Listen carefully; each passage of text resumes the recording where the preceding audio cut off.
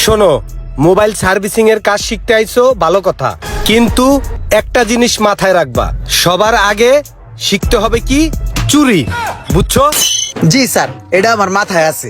আর এই কারণে সকালবেলা আইসি মতন দেখে এই জায়গায় একটা 15 Pro Max পরে রয়েছে। আমি আস্তে করে পকেটে ঢুকে এলাইছি কেউ না দেখার আগে।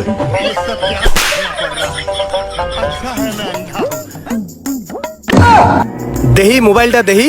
যে এই যে স্যার, এই যে 15 Pro Max একটু আগেই মারছি। তোমার প্যাডের এখানে তার কি এর?